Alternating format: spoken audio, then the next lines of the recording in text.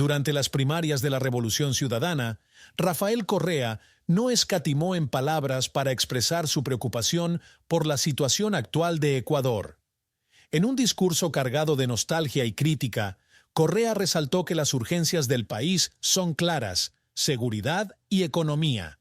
Según el expresidente, su equipo y los candidatos Luisa González y Diego Borja están mejor preparados que nadie para enfrentar estos desafíos. Hola a todos. Bienvenidos a nuestro canal. Empecemos. Correa pintó un panorama sombrío de lo que él considera la destrucción del país en los últimos años. Pasamos de ser el segundo país más seguro de América Latina a uno de los más violentos del mundo, afirmó con vehemencia. También subrayó la grave situación energética, recordando cómo Ecuador pasó de ser exportador de energía a tener que importar y contratar barcazas. Veamos a continuación las palabras del expresidente Rafael Correa. Lo escuchamos, presidente. Ojalá esta sea la última convención en que tenga que hablar por Zoom, ¿no? Qué vergüenza para la historia del país. No se le va a sostener sus mentiras, que influjo psíquico, que tonterías así, pero el daño ya está hecho, ¿no? Es un daño muy grande. Y entendamos que con el lawfare, con la judicialización de la política, no solo le roban la reputación, la libertad a la persona, le roban la democracia al pueblo, porque le impiden la capacidad de elegir. Si están tan seguros de que somos corruptos, malos, etcétera, nos van a vencer en las urnas, pero tienen terror y por eso no nos dejan regresar. Pronto se les derrumbará todo, pero el daño está hecho. Bueno, no quiero empezar pues con estas reflexiones en una fiesta tan linda donde se siente la energía. Sin embargo, no va a ser un discurso de tarima, más bien voy a hacer algunas reflexiones, si me permiten, y quiero empezar, se fue la pantalla, no sé si es correcto. Quiero empezar, pero yo no me veo, ¿no? Por favor, pidiéndole de pie un gran aplauso para la principal víctima de la persecución, para un patriota que por servir a su patria, por haber dejado sudor, horas que le quitó a su familia, al justo descanso, lo tienen encerrado en una cárcel de alta seguridad, donde no hay ningún líder de narcotráfico, de los grupos organizados, y la gente no, por el odio, muchos no se dan cuenta de lo que está pasando, que hay persecución política y un crimen organizado infiltrado en el Estado. Pónganse de pie para aplaudir a ese mártir de la Revolución Ciudadana, un patriota, un hombre honesto, el gran ausente, nuestro compañero, nuestro hermano, Jorge Glass Espinel. Jorge, un inmenso abrazo para ti. Gracias por todo tu sacrificio. Pronto acabará esta pesadilla, porque los corruptos siempre fueron ellos. ¿Dónde están las pruebas de la corrupción de Jorge Glass? ¿Dónde están las pruebas de la corrupción de Rafael Correa? Mientras más buscan la plata, la ruta del dinero, más encuentran su dinero. Pero como tienen cooptado al Estado, como todo está corrompido, Fiscalía no hace nada, Contraloría no hace nada, Corte de Justicia no hace nada, pero que a nadie le quepa la menor duda, los corruptos siempre fueron ellos. Y cuidado, al final vamos a vencer, prevalecerá la justicia o la verdad, pero no es que se hizo justicia, se mitigó una injusticia. E insisto, no quiero ser aguafiesta, pero el daño es enorme. Yo no he visto destrucción tan profunda y rápida de un país en época de paz, sin bloqueo. Pasamos de ser el país más seguro, el segundo más seguro de América Latina, a uno de los más violentos del mundo. Pasamos de ser exportadores de energía, de tener una de las matrices eléctricas más estables del mundo, a importar energía, a contratar barcazas, que en total nos costarían unos 400 millones de dólares, con lo cual se pudo haber hecho una hidroeléctrica cada año, de 250 megavatios. Tendríamos en 7 años, pongámosle 8 años, 2.000 megavatios. En lugar de eso no hicieron nada en 8 años para ponerlos ante la crisis, contratar estas cosas carísimas, que se va la plata del país, pero son sus propios negocios, que nadie se engañe. Hoy estamos en un nivel de ingreso per cápita del 2011. La migración volvió a comenzar con intensidad, como en el feriado bancario. Son especialistas para aquello. El daño está hecho. Los muertos por el COVID, por un gobierno incompetente, no resucitarán. Los muertos por la violencia, por un Estado ausente, por haber desarmado toda la institucionalidad por odio político, por incompetencia, por fundamentalismo ideológico, por intereses creados, porque cuando marcha algo mal en el sector público, algo marcha mejor en el sector privado. Si los hospitales públicos no funcionan, mejora las finanzas de las clínicas privadas. Si la escuela pública es de pésima calidad, mejoran pues esas caras escuelas privadas. Si la universidad pública es un desastre, mejoran pues esas carísimas y exclusivas universidades públicas, que nadie se engañe, ¿no? Entonces, es fruto esto del desmantelamiento del Estado. Y esa, como le decía, los muertos por la violencia, no resucitarán. Los migrantes que están partiendo nuevamente con dolor de su patria, arriesgando su propia vida, muchos de ellos ya no regresarán. Esos niños que no han tenido acceso a la escuela, decenas de miles, serán tal vez los delincuentes del futuro, y el fascismo y la estupidez aplaudirá cuando los acribillen, los asesinen, sin entender que sembraron esa tragedia. Esa gente, esos niños, tal vez ya no podrán volver a la escuela, tener oportunidades para una vida adecuada. El daño es inmenso. Por supuesto que esto no nos quita la esperanza, no nos quita la alegría, pero hay que ser realistas. Vamos a prevalecer, vamos a triunfar, vamos a demostrar que los corruptos siempre fueron ellos. Su persecución se le derrumbará pronto, aunque ha demorado demasiado, en las cortes internacionales. Pero el daño es inmenso. Nos han retrasado décadas para el desarrollo. Y que se haga al final, que prevalezca la verdad, les insisto, no significa que se hizo justicia, porque nunca debió ocurrir lo que ocurrió en el país. Nunca debió ocurrir la persecución a gente inocente. Lo único que hará es mitigar una terrible injusticia que ha hecho un inmenso daño. Un inmenso abrazo a todas las autoridades, compañeras, compañeros presentes, al alcalde de Guayaquil, a la prefecta de Guayas, al alcalde de Quito, prefecta, he visto muchos asambleístas, a los miles de militantes que se han reunido en el Coliseo Voltaire Paladines Polo de mi ciudad natal, Guayaquil. Yo oía a Aquiles cómo se cuidaba con sus palabras, porque no solo ha habido odio, corrupción, mala fe, ha habido incompetencia, ineptitud, ineptos como con un juguete nuevo, que han convertido la institucionalidad del país en un Frankenstein. Le podría dar todo un seminario al respecto, pero solo para nombrar uno. Acaba de decidir el Tribunal Contencioso Electoral que los alcaldes, prefectos, autoridades ejecutivas de elección popular no pueden hacer proselitismo político incluso fuera de horas de oficina. Es decir, autoridades políticas no pueden hacer política. ¿A quién se le ocurrió una estupidez tal? Pero eso es lo que vivimos. Y les puedo dar muchísimos otros ejemplos. Consejo de Participación Ciudadana. Decidieron que sea por elección popular, pero lo puede destituir la Asamblea. Es como destituir alcaldes, ¿no? Y que es prohibido, por ejemplo, de pertenecer a partidos políticos, lo cual atenta a derechos humanos. Prohibido de hacer publicidad. Entonces, ¿cómo saben por quién votar? O sea, estupidez tras estupidez. Y eso lo podemos extrapolar a todos los sectores, donde todo el mundo ha metido mano con odio, con corrupción, pero muchas veces solamente incompetencia. Y han destrozado la institucionalidad del país.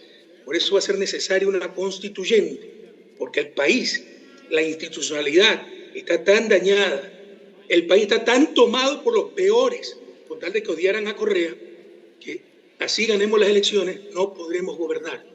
Tendremos que ir a una asamblea constituyente. Y por supuesto dirán que es para apoderarnos de la justicia. No, es para devolverle la justicia a la gente, al poder a la gente. ¿O es que acaso del 2007 al 2017 no convertimos el sistema de justicia ecuatoriano en modelo para Ecuador y el mundo? Era el sistema de justicia con más credibilidad y más eficiencia en todo el continente. Lo que pasa es que ya no lo manejaban ellos. Ya era independiente verdaderamente. Entendamos eso, para que nunca más volvamos a ser engañados, sobre todo por la prensa corrupta, por la mafia mediática. Cada vez que digan, no hay independencia de la justicia, que ya no la manejan ellos.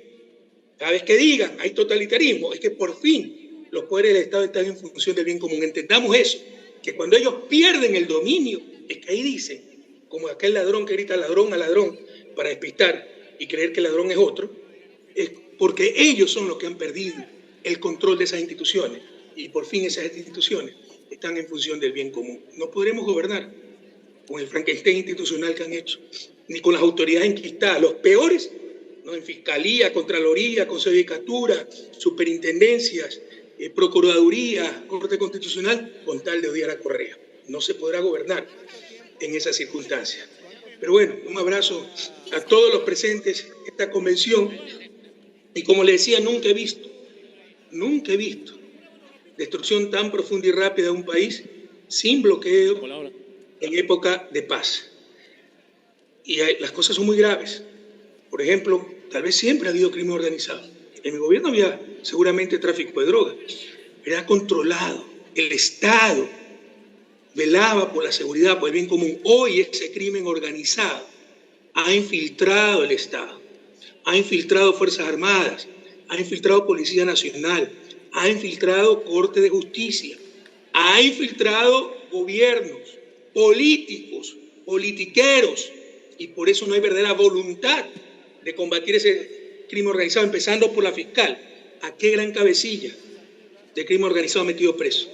A los que meten presos incomunicados en cárcel de alta seguridad es a Jorge Glass, es al ex presidente de la Judicatura cuando se peleó con la fiscal, Wilman Terán, es al hijo de la vicepresidenta, Verónica Abad, para presionarla para que renuncie. Veamos claro, por el amor de Dios, qué es lo que está pasando. Tenemos un gobierno tremendamente mediocre, deshonesto, una fiscal que está vinculada al crimen organizado y se ha utilizado el sistema de justicia para perseguir a políticos, a los que ellos consideran enemigos, pero jamás al crimen organizado. El desafío es inmenso y tal vez el mayor daño es el intangible. No la pérdida de las carreteras, de las hidroeléctricas, de las escuelas del milenio, que es dolorosísimo. La pérdida de valores, de principios, de referencias. Tenemos una fiscal que plagia descaradamente su tesis, eso es delito en otros países como Brasil, ¿no? Pero aquí dicen que hay impericia para protegerla. Tenemos un procurador que dijo que el Banco Interamericano de Desarrollo, el abogado del Estado, dijo que el Banco Interamericano de Desarrollo era un banco, no era banco, pero no era banco. El Banco Interamericano de Desarrollo no era banco, para así eludir, para así desobedecer, engañar la ley, ¿no? Desobedecer la ley y darle un puesto a un ministro corrupto que vendió al país para que vaya vicepresidente, un ministro de Finanzas, de vicepresidente al BID, lo cual estaba prohibido. Dijo que el BID, Banco Interamericano de Desarrollo, no era banco. Acabamos de ver cómo el presidente de la Corte Nacional de Justicia, en apelación del habeas corpus para Jorge Glass, después de que una jueza de primera instancia dijo que su detención era ilegal, ilegítima y arbitraria, decir que no es ilegal, que no es ilegítima y que no es arbitraria, porque se invadió una embajada extranjera, pero como estábamos en estado de excepción, no había la garantía de inviolabilidad del domicilio, como que si una embajada extranjera es un domicilio cualquiera, como que si la ley nacional puede estar por encima de tratados internacionales. Que trataron de justificar que se detenga, se secuestre un asilado político diciendo, nosotros solo vimos la orden de detención nacional, no sabemos si es asilado político o no, cuando le incito los tratados internacionales, el derecho internacional sobre el derecho nacional. La pérdida tal vez más grave es la pérdida de las referencias, los valores, principios. ¿Cómo se va a luchar contra el crimen organizado? ¿Cómo se va a luchar verdaderamente contra la corrupción si los corruptos son los que nos gobiernan? Ante tanta tragedia, compañeros, yo veo una descomposición del país terrible, ¿no? Terrible. El retroceso es muy grave, la desesperanza. Ante tanta tragedia, sí, es momento de la unidad, pero no la unidad a cualquier costo. ¿Por qué? Porque precisamente si los que causaron esta tragedia no asumen su responsabilidad, no asumen las consecuencias de sus actos, seguirá ocurriendo siempre. Esta es la historia recurrente de América Latina, tal vez ahora más grave que otras veces, pero recurrente, la trampa, la zapada en lugar de la capacidad, ¿no? La sinvergüencería en lugar de la honestidad, el que cumple pierde, el sapo el que sale adelante, y así nunca saldremos del subdesarrollo. Es momento de la unidad, pero no a cualquier costo, no al costo de la verdad y de la justicia. Y no se trata de unir a la izquierda. La izquierda no tiene el patrimonio de la verdad. No tenemos el patrimonio de la moral. Hay gente buena en la izquierda y en la derecha. Y hay gente mala en la izquierda y en la derecha. Es la unidad de los patriotas, de los que tienen la patria en el centro del pecho, de los que no pueden soportar ya tanta descomposición, tanta degradación, tanta anomia social. Así que bienvenidos a este llamado a la unidad nacional, a todas las manos limpias, mentes lúcidas y corazones ardientes por la patria. Con esas características, siempre será más lo que nos una que lo que nos separe. Yo me siento más cercano a una derecha nacionalista honrada que a supuesta izquierda, falsa izquierda, que ha sido el brazo garrotero de la derecha, de la oligarquía de este país. Entonces no confundamos las cosas. No es una unidad a cualquier costo, sino una unidad de la izquierda, una unidad de los patriotas, de la gente de manos limpias, mentes lúcidas y corazones ardientes por la patria. Desde el Trujillato han logrado, con sus medios de comunicación, hacer una analogía entre política y corrupción. Hablaba algo de eso Marcela Guiñaga, la prefecta del Guayas. Ser político es ser corrupto. Revísenos lo que le dé la gana. Y reitero, no quiero escandalizar a los jóvenes, pero se encuentran 20 centavos mal habidos en mi cuenta, en mi bolsillo. Me pego un tiro, pero si no lo encuentran, que se peguen el tiro. Los calumniadores, ya basta de tanto insulto a la verdad, tanto insulto a la razón. Va a ser tango cambalache. Los inmorales nos han igualado, los ladrones, los que tienen sus cuentas offshore, los que evadieron impuestos, los que salieron en Pandora Papers, en Panama Papers, son los que nos dicen a nosotros ladrones corruptos, sinvergüenzas. Y han logrado hacer una analogía entre política y corrupción. Y así nos inmovilizan. No me meto a la política porque ser corrupto, no. Jóvenes queridos, sobre todo, a ustedes este mensaje. Siempre hay gente buena. Siempre hay gente como ustedes. Siempre hay gente que solo busca el bien común. Es necesaria la política, que no nos engañe. La política, polis, la ciudad, para organizar la acción colectiva, es tan importante como la acción individual. Esa es la buena política, en función del bien común. La única legitimidad de la autoridad política es el bien común. El rato en que lo hacen rechazar la política, quiere decir que están gobernando ellos, los peores, en función de sus intereses. Y nos dicen, ay, las peleas, sobre todo las mafias mediáticas, que son un poder que nos domina, las peleas entre políticos, como que si es algo por gusto, que no sirve. Nosotros peleamos por ustedes, por el bien común. Entiendan que al final del día el problema es político. El problema de desarrollo es político. El desarrollo es básicamente un proceso político. América Latina no se desarrolló porque siempre el poder tuvo unas cuentas élite que utilizaron los frutos del progreso técnico para excluir, para sentirse superiores, para sus barrios cercados, sus escuelas exclusivas, sus clubes exclusivos. A diferencia de otras élites que repartieron los frutos de ese proceso técnico, crearon una importante clase media que empezó a gobernar el país en función del bien común y salieron de su desarrollo. Entendamos que el desarrollo es básicamente un proceso político.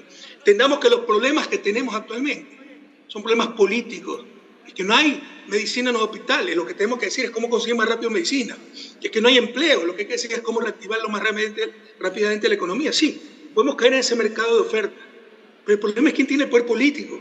Lo tienen las élites para sus bolsillos, los que ven en actividad política un negocio, no una misión. Entonces el problema, la calentura no está en la sábana. Y esa pelea entre políticos es lo fundamental. Por eso estamos aquí. Por eso hacemos política, como decía Marcela Guiñaga, para recuperar la patria en función tuya, de tu familia, en función del bien común. No se dejen engañar con esos discursos simplistas. ¿Por qué seguir en política? Porque la política para nosotros es una misión, fruto de una vocación, de latín vocare, llamado. No es un negocio, no es un hobby, no es una apuesta. Algunos ven la política como ludopatía, no, la apuesta a este candidato para ver quién gana, un pasatiempo. Para nosotros la política es esa misión de buscar la libertad. Pero la verdad, la libertad solo viene de la justicia, de igualdad de oportunidades y de la eficiencia, palabra y concepto, del cual muchas veces se olvida de hablar a la izquierda. Para nosotros, la misión es superar 2 siglos de su desarrollo. 200 años ya son suficientes. Sé que venceremos, nunca he tenido la menor duda, pero como le decía, el daño está hecho. Los muertos del COVID por un gobierno inepto como el de Moreno no resucitarán. Las víctimas de la violencia, los hijos de esas familias que han perecido por un asalto, por una agresión, por un sicario, no volverán. Los migrantes que partieron, muchos no regresarán a su tierra. Los niños que no se han matriculado en las escuelas, tal vez ya no podrán ingresar nuevamente al sistema educativo, y como les decía, será tal vez en el futuro un delincuente cuya muerte alegrará a los fascistas. No se murió un delincuente, pues están cosechando lo que sembraron. La situación es durísima, pero eso que no sirva para descorazonarnos, por el contrario, para que sirva para darnos mayor voluntad de victoria. Sé que estamos con cancha inclinada, árbitro en contra, pelota cuadrada, público agresivo, pero aún así los tenemos que vencer, con lo poco que queda de democracia en el país, porque las elecciones no significan democracia. democracia es un conjunto de condiciones como Estado de Derecho, equilibrio de poderes, etc. Todo eso lo han destrozado, ¿no? Pero queda al menos la oportunidad de las elecciones, a unirnos todos para el 2025 lograr una victoria popular que regrese el país a las grandes mayorías, que regrese el poder a su gente, el poder en su gente. Bienvenida la más amplia alianza de patriotas, como les decía. Las urgencias son seguridad y economía. Tenemos los mejores equipos para aquello. Luisa, nuestra candidata presidencial, trabajó en mi gobierno, conoce muy bien todas las políticas y la institucionalidad que creamos para convertir al país en el segundo más seguro de América Latina. Economistas, expertos nos sobran, pero hoy desde el propio binomio presidencial, en este caso vicepresidente de la República, tenemos un economista de grandes quilates que acompañará a Luisa. Mejor, y tendrá que explicar por qué. Pero bienvenidos, esa es la muestra de unidad. Y por supuesto nunca dudamos, pese a estar en un momento dado un poco alejados, de su capacidad como economista. Sabrán sacar la patria adelante y resolver esos problemas urgentes, esos clamores ciudadanos, como son la seguridad y la falta de empleo, la falta de actividad económica, que tiene que ver mucho con la seguridad. Falta de inversión, falta de empleo produce mayor inseguridad. Vamos a romper ese círculo vicioso.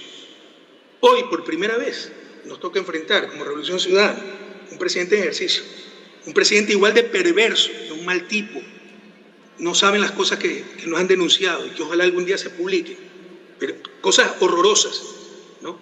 Es un mal tipo, perverso como Moreno, pero menos tonto y con mucho más poder porque él sigue la argolla oligárquica. Moreno era un arrimado, un títere de la oligarquía.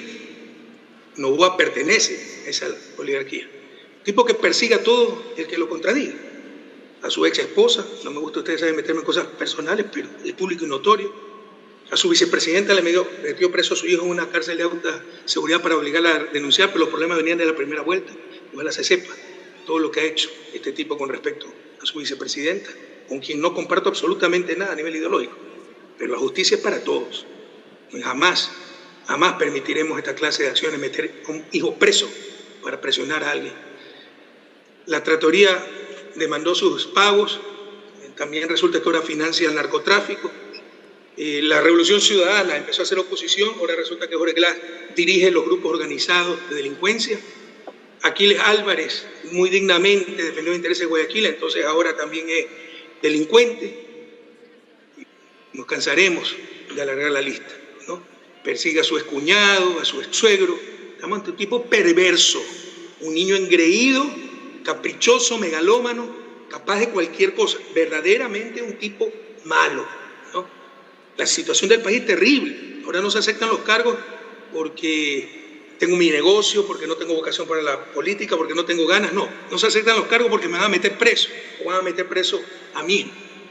Tenemos que cambiar esto y tenemos que derrotar a este presidente de cartón que realmente tiene un gobierno menos que mediocre, pero en base a la publicidad y a su mejor jefe de campaña, que es Lasso. Frente a la nada, lo poco parece mucho. Algunos creen que está haciendo algo. Es terrible el nivel de gobierno. Ha elevado el IVA, ha quitado el subsidio a los combustibles, van a elevar las tarifas eléctricas. Mintió en todo lo que dijo, en las cárceles flotantes, que sabía cómo resolver el problema eléctrico, que nunca iba a subir los impuestos, etcétera, etcétera. Pese a eso, pues en función del marketing, del apoyo de los grupos de poder, no está en el nivel todavía que debería estar a nivel de apoyo popular. Pero ya estamos acostumbrados a luchar contra estos gigantes de papel, de cartón, y lo venceremos, compañeros. A Luisa, mi querida, un inmenso abrazo fraterno, todo mi apoyo, mi cariño, lo mismo a Diego Borja, economista con quien tenemos un largo camino recorrido. De hecho, estudió en mi misma universidad, mi misma maestría, lo baila en la Nueva en Bélgica. Queridas compañeras, compañeros, hoy es 10 de agosto, primer grito de independencia, de los primeros gritos de independencia en nuestra América. Nuestros atletas nos llenan de gloria. Aquellos que decía un pobre hombre, traidor, el Judas de América Latina, que nunca traen una medalla. entrenando con zapatos rotos, haciendo rifas para ellos mismos pagarse sus viajes. Nos han llenado de medallas. En este momento Ecuador en el puesto 41 a nivel mundial. Tercero en América Latina, solo superado por Brasil, que tiene 12 veces más población, y por Cuba, que es una potencia deportiva. Qué respuesta de nuestros deportistas. Hoy, Neisy Jamones nos ha regalado la medalla de bronce en levantamiento de pesas. Neisy, que empezó su proceso con nosotros, porque así es la ignorancia. De repente yo recibo Twitter, ese es otro problema, la ignorancia atrevida. Pero no logramos ninguna medalla en Pekín, Londres. No entienden lo que es una preparación olímpica. Eso empieza 10, 12 años antes, y lo empezamos nosotros con el programa, entre otros, de alto rendimiento, que fue muy estropeado por los gobiernos subsiguientes, pero no pudieron desaparecerlo. Y Neisy Jamones, por supuesto, sobre todo el mérito es de nuestros atletas, pero es un producto de esos procesos. Nuestros deportistas nos enseñan que somos capaces de lograr lo que nos propongamos. Nos hemos propuesto recuperar la patria, no para Rafael Correa, no para Luisa González, no para negocios particulares, para ti, para tu familia, para el bien común. Y juntos lo vamos a lograr, más unidos que nunca, con mayor convicción que nunca, para la victoria final, compañeros, y recuperar la patria para sus verdaderos propietarios, el pueblo ecuatoriano, el poder en la gente. ¡Viva Ecuador! ¡Viva nuestra revolución ciudadana! ¡Y hasta la victoria siempre! Gracias. Gracias, Bashir Rafael. En conclusión, las declaraciones de Rafael Correa no solo apuntan a reforzar el apoyo a Luisa González y Diego Borja, sino que también buscan contrastar drásticamente el presente con su pasado en el poder. Correa está apostando por la memoria colectiva de un Ecuador que bajo su liderazgo era más seguro y estable económicamente. Sin embargo, la gran pregunta es si el electorado compartirá esta visión y si el binomio de la Revolución Ciudadana podrá capitalizar ese sentimiento para ganar en las próximas elecciones. La carrera electoral está en marcha, y estas palabras pueden ser un punto de inflexión en la contienda. Y eso es todo por hoy. No olviden suscribirse y darle like si les gustó el video. Nos vemos en la próxima.